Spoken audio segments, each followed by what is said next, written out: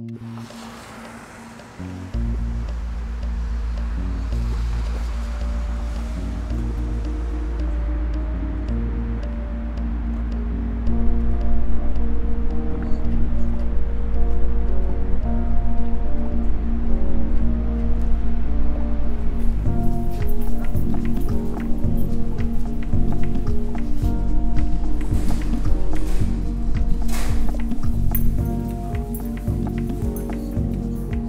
y a des gens qui ont passé la nuit à l'extérieur, puis ils ont hâte de rentrer pour pouvoir dormir puis se réchauffer.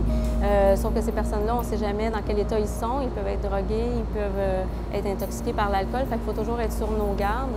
C'est sûr qu'en tant que femme, en plus, moi, je suis toujours un petit peu craintive, fait que je regarde toujours mes arrières. Fait que là, à ce moment-là, on débarre les portes, puis souvent, ben là, les gens ils vont rentrer, ils vont aller se coucher là, pour se réchauffer.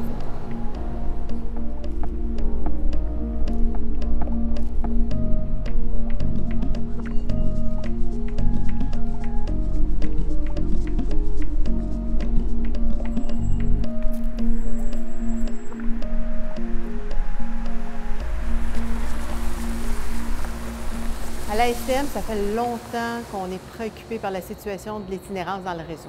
Souvent, on reçoit des plaintes de la clientèle pour des questions de sécurité, de salubrité. Mais vous savez, c'est pas évident d'expulser des gens quand il pleut très fort ou il fait des moins 20 degrés. C'est pour ça que lorsqu'on a rencontré la Société de développement social Ville-Marie, qu'on leur a demandé, est-ce que vous êtes capable de nous aider à mettre un projet pilote pour aborder la situation d'une autre façon, puis que ça soit concret, puis qu'on soit capable de le mesurer. Comment ça va? Moi, je m'appelle Caitlin. Je suis intervenante sociale au Toit Rouge. Connaissez-vous ça? Le Toit Rouge? How are ya? You're here. You're not open yet. I'm hanging out. Do you have a flower for me today? Well, you can have this one. Really? Moi, je fais ça les mardis puis les jeudis de 7h à 11h. Des fois, l'hiver, j'ai des bas avec moi, des barres tendres pour donner aux gens que je rencontre. Quand je vois qu'il y a une cliente qui aurait besoin d'aide avec quelque chose ou qu'il traîne dans le métro puis pourrait venir ici à la mission prendre un café puis un sandwich, je leur propose ça, je leur présente la mission. Avez-vous une bonne... ça va toffer, ce manteau-là? Parce que nous autres, à la mission, on a reçu en fin de semaine un gros don de vêtements.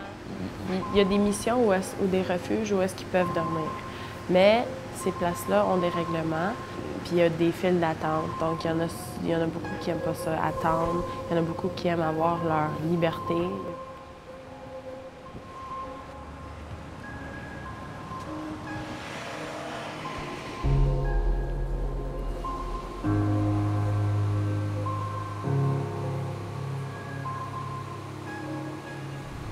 Et la vie, là, c'est une boîte à surprise, là.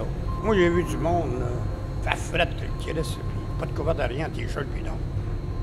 Mais il y en a qui sont morts au fret aussi. L'hiver, moi, je me trouve des spots. Ici, il y a une entrée de bloc. Il y en a bien des spots. Là, il y en a moins. J'avais un spot, moi, il y a mes cadenas, Opens already at 5 o'clock in the morning. Then we come in the afternoon also, same, in the evening also, same thing, until after 1 o'clock in the evening. The night is you can stay here, you know. Then someone comes and told there that we have to leave, and the metro closed. L'itinérance à Montréal est un grave problème et là, c'est en constante progression. On remarque qu'il y a un gros problème de maladie mentale et du fait qu'il y ait eu un problème de déresponsabilisation de la part des gouvernements, on se retrouve avec des centaines, voire des milliers de personnes qui sont dans la rue.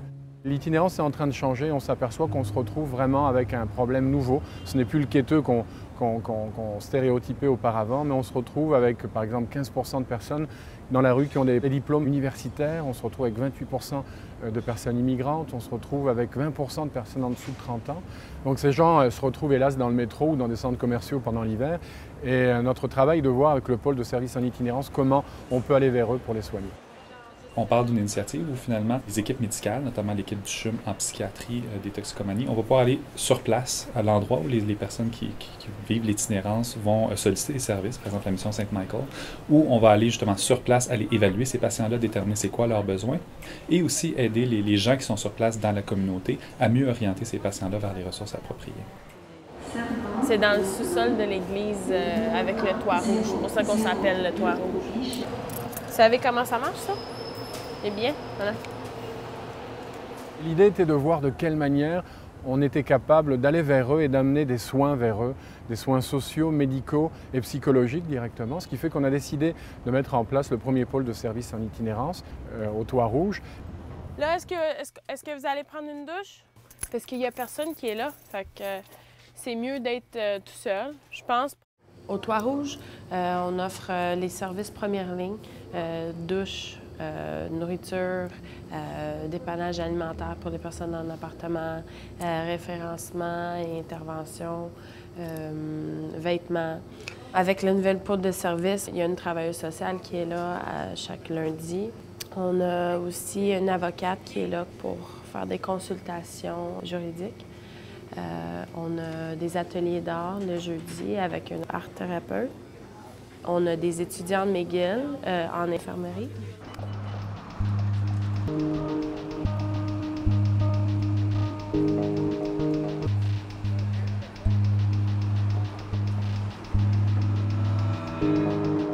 On a vu que oui, il y a vraiment un besoin dans le métro.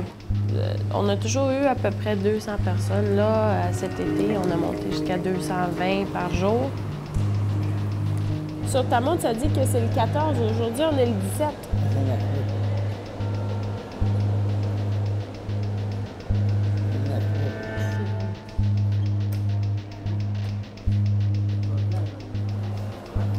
La situation d'itinérance dans le métro de Montréal, c'est vraiment une réalité que nos employés ainsi que notre clientèle vit à tous les jours. Tous ceux qui œuvrent dans le métro, ils ont un jour ou l'autre confrontés à cette situation-là et c'est pas toujours évident. Ne rien faire comme entreprise, c'était inacceptable.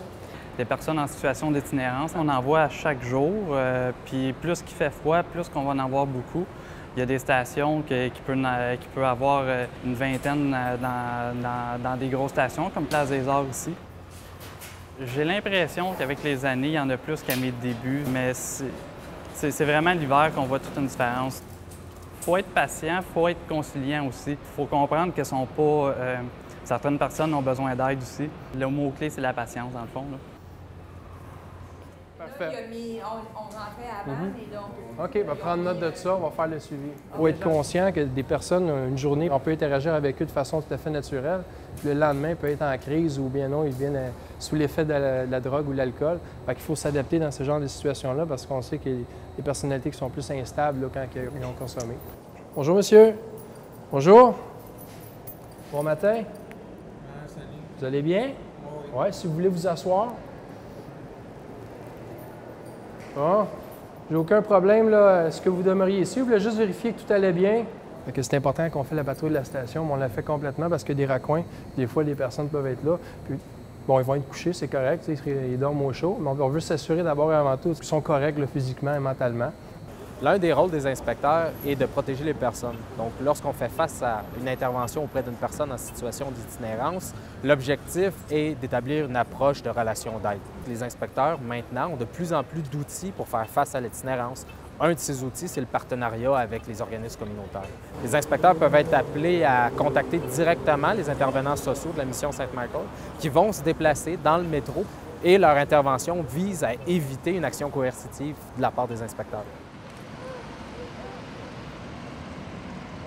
Ce qui est vraiment intéressant dans ce projet, c'est comment chacun des intervenants fait en sorte qu'on traite les personnes qui sont en situation d'itinérance, on les traite avec respect et dignité. Et on mise surtout sur des installations, des infrastructures qui existent déjà, qui sont autour des stations de métro.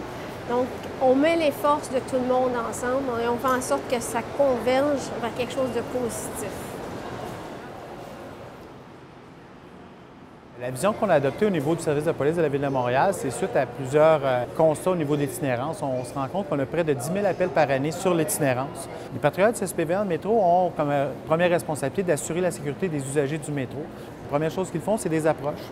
Puis lorsqu'on réussit à créer un lien avec ces gens-là, on est en mesure d'apporter certaines solutions qui sont autres que des mesures répressives.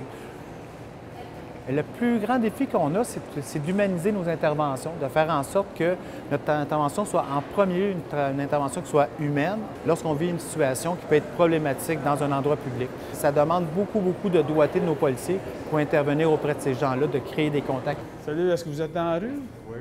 Ouais. Vous couchez où le soir? Tu d'y aller dans les centres la nuit? Old Mission? Justement pas que tu prennes mauvaise habitude. Est-ce que tu reçois l'aide sociale? Comme policier, on a des spécialités en matière d'intervention directe, d'intervention qui se font en matière de police. On parle du travail à l'application des lois, des règlements. D'un autre côté, le policier a aussi une approche qui est de venir en aide aux citoyens. Et notre personne en situation d'itinérance doit être considérée comme étant un citoyen à prime abord. Les spécialisations de nos partenaires, c'est de venir, eux autres, les aider dans des volets que nous, on n'a pas les compétences et les formations. Donc, ça permet d'avoir une approche qui est multidirectionnelle vers une personne dans le but d'y apporter le support et l'aide pour sortir de l'itinérance.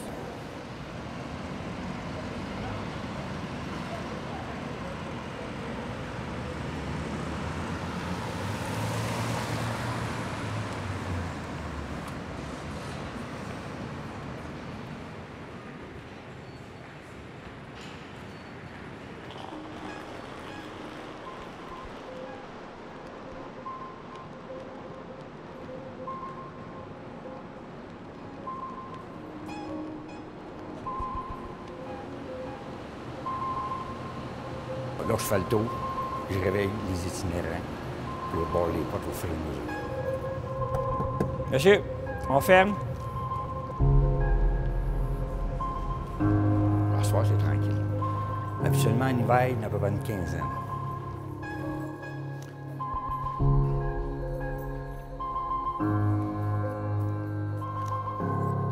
Habituellement, ils sont dans ce coin ici. Là, ils restent là toute la nuit. C'est l'ordre dortoir. Réellement, là, ils dorment là. Nous sommes tellement satisfaits du projet pilote que nous avons décidé, la STM, d'étendre le projet à 4 autres stations, puis pour une durée de 3 ans. Donc, on va s'assurer d'une certaine pérennité du projet.